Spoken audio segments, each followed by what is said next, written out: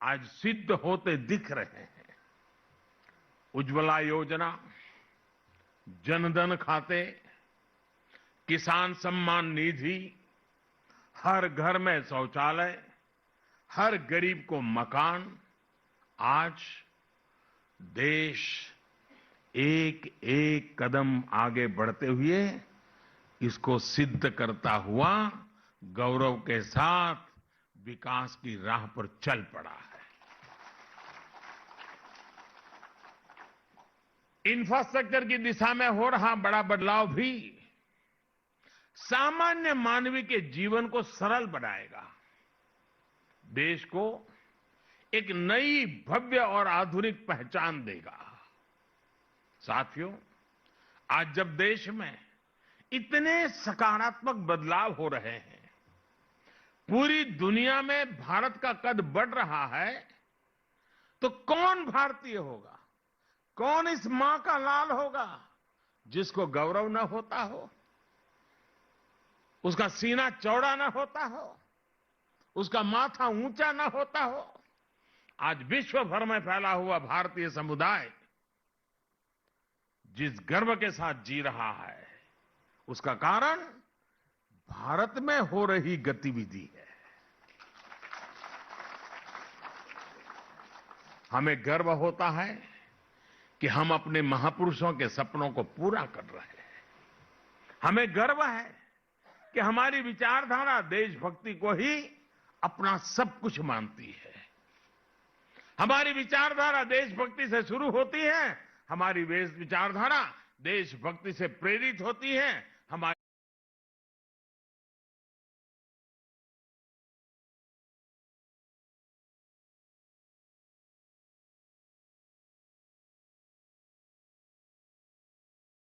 विचारधारा देश हित के लिए होती है।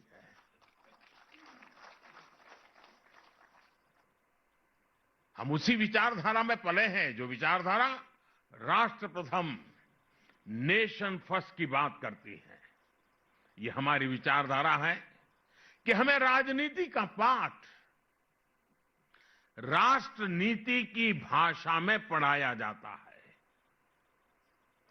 हमारी राजनीति में भी राष्ट्र नीति सर्वोपरि है। हमें राजनीति और राष्ट्र नीति में से एक स्वीकार करना होगा, तो हमें संस्कार मिले हैं राष्ट्र नीति को स्वीकार करना, राजनीति को नंबर 2 पे रखना। हमें गर्व है कि हमारी विचारधारा सबका साथ, सबका विकास, सबका विश्वास की बात करती है, उस मंत्र को जीती है। आप देखिए, हमारी पार्टी ने अपनी सरकारों में ऐसी कितनी ही उपलब्धियां हासिल की हैं जिन पर आपको गर्व होगा, आने वाली पीढ़ियों को गर्व होगा। जो निर्णय देश में बहुत कठिन माने जाते थे, राजनीतिक रूप से मुश्किल माने जाते थे, हमने वो निर्णय लिए और सबको साथ लेकर लिए।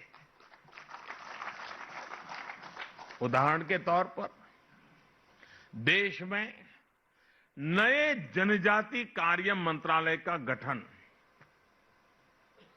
जनजाति समुदाय को हमारे आने के बाद थोड़ा था, पहले भी था, लेकिन उस मंत्रालय का, अलग मंत्रालय का गठन भाजपा की ही सरकार में हुआ है। ये भाजपा का सरकार की ही देन है कि पिछड़ा आयोग भी उसको संवैधानिक दर्जा मिल सका, संवैधानिक स्टेटस हमारे यहां मिल सका। और ये भाजपा की ही सरकार है जिसने सामान्य वर्ग के गरीब लोगों को भी आरक्षण देने का काम किया है। और आप देखिए, देश में जब भी ऐसे कोई काम हुए हैं, तनाव पैदा हुआ है, संघर्ष हुआ है, समाज बढ़ गया है, उसी काम को हमने मेल-जोल, प्यार के वातावरण में किया है, क्योंकि राष्ट्र नीति सर्वोपरि है, राजनीति एक व्यवस्था है।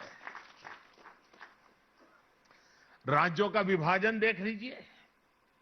राज्यों का विभाजन जैसा काम राजनीति में कितने रिस्क का काम समझा जाता था, इसके उदाहरण भी है। अगर कोई नया राज्य बना तो देश में कैसे हालत बन जाते थे। लेकिन जब भाजपा की सरकार ने 3 नए राज्य बनाए तो हर कोई हमारे तौर तरीकों में दीनदयाल जी के संस्कारों का प्रभाव स्पष्ट देख सकता। उत्तर प्रदेश से उत्तराखंड का निर्माण हुआ, झारखंड बिहार से बनाया गया और छत्तीसगढ़ को मध्य प्रदेश से अलग आकार दिया गया। लेकिन उस समय हर राज्य में उत्सव का माहौल था। न कोई शिकायत थी, न कोई गीला शिकवा था, आनंद ही आनंद था, दोनों तरफ आनंद था। हमारी सरकार ने लद्दाख, करगिल को अलग केंद्र शासित राज्य का दर्जा दिया है और वहां जी भी उत्सव का ही वातावरण है। इसी तरह जम्मू कश्मीर और वहां के लोगों की आकांक्षाओं को भी हम पूरी तरह साकार करने में पर जुटे हैं। उसी प्रकार से सेलवासा और दई दमन अलग थे, हमने उसको जोड़ दिया, दोनों तरफ आनंद है। अगर उनकी नई रचना की तो भी आनंद है और सम्मिलित किया तो भी आनंद है, क्योंकि हमारी प्रेरणा राष्ट्र नीति है। राजनीतिक स्वार्थ के लिए हम निर्णय नहीं करते हैं और इसका असर जन सामान्य के मन पर होता है।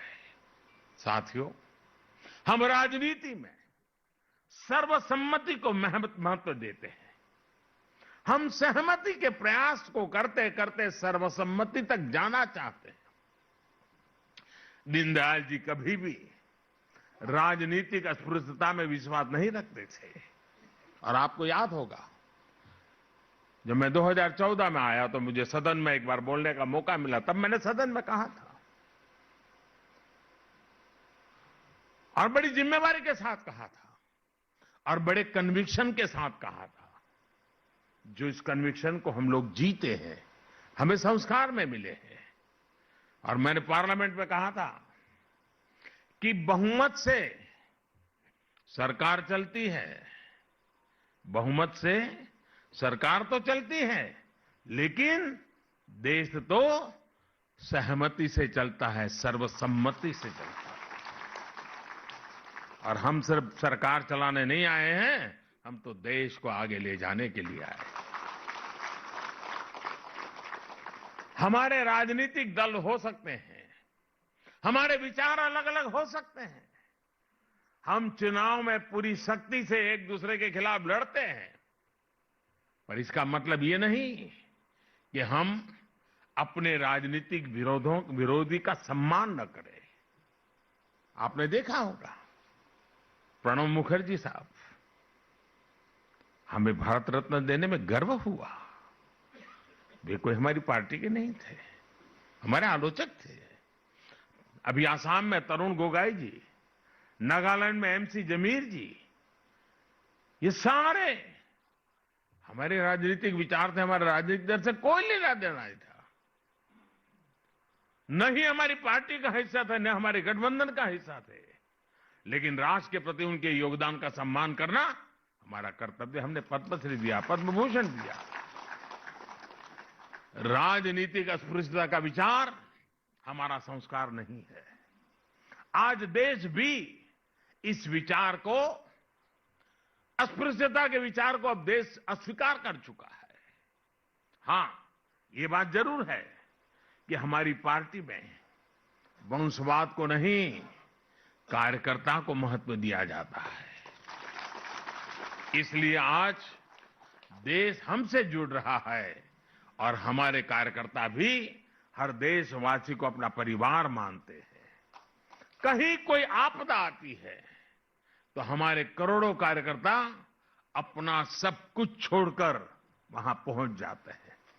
कोरोना जैसा इतना बड़ा संकट आया, दुनिया में हर कोई अपने जीवन के लिए डरा हुआ था, लेकिन हमारे करोड़ों कार्यकर्ताओं ने अपना दायित्व समझकर दिन रात एक कर दिया। राष्ट्रीय अध्यक्ष जी ने पार्टी कार्यकर्ताओं से आह्वान किया था कि सरकार के साथ साथ वो भी अपनी जिम्मेदारी निभाएं। हर कार्यकर्ता ने सेवा के इस संकल्प को राष्ट्रव्यापी मिशन बना दिया था।